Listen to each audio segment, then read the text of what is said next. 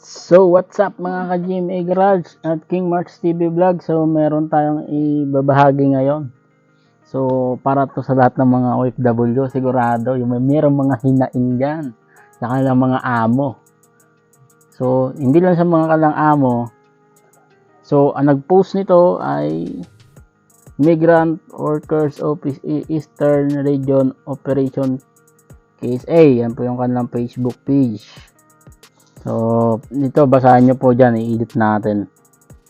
So, yan. Si Sir UWA Administrator Arnaldo Arnel E. Ignacio. So, ito talagang mapapasaya ka na ito. May grand prize to mga ka-idol. May grand prize. Tingnan nyo yan. So, i-edit natin dyan. Ito, basahin nyo po ito. Para sa mga OFW ito. Katulad ko. So, basahin natin ha. Mechanics. OFW Got Talent. Oy, sana all. May got talent. 2024. So, Embassy of the Republic of the Philippines, MW OWA, Aero. Audition. So, kung gusto nyo mag-audition, basahin natin na muna ang mechanics. Basahin nyo rin po dyan. Pre-screening will be open to all OFW currently residing in the Eastern Region. No age limit. So, wala daw sa edad. Entries may either be in solo, do, or per, or group. 3-4 only. Pwede kang maging mag-solo. Pwede, kung may talent ka, pwede kang mag-solo. Pwede kang may ka-duet.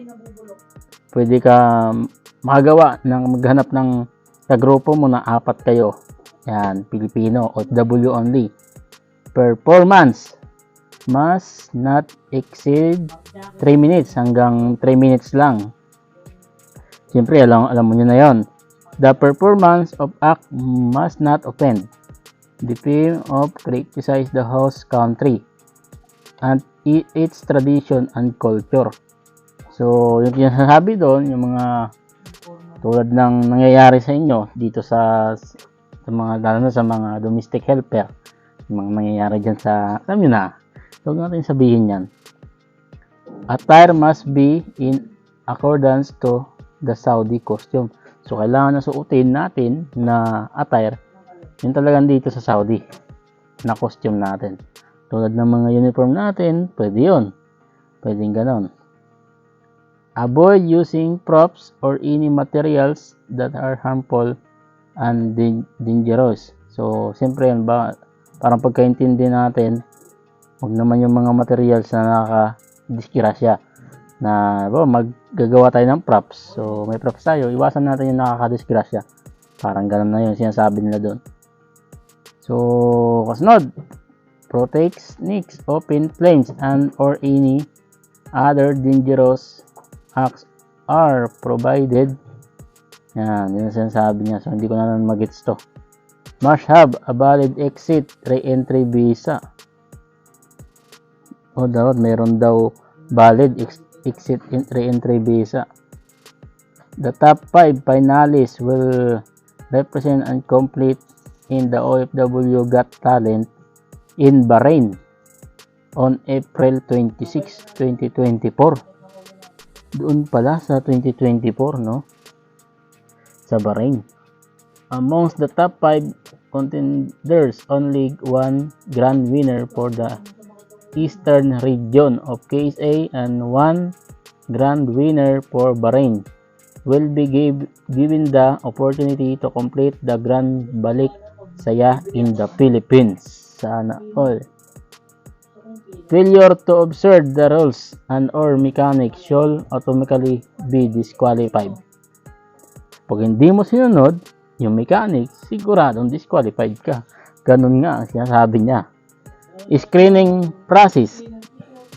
Ito na po sa screening process. Performs must submit his her audition piece on or before March 9. So, kailangan ng performance bago mag-March 9, kailangan na ipasa nyo na until 12 ng hapon via WhatsApp. So, ito na po, may number po dito ng WhatsApp 0539 540-381. Diyan na rin po yung number ng WhatsApp nila. Only the top 15 contenders will proceed to the final screening, which will be held on March 15, 2024, Rose Ebel Restaurant.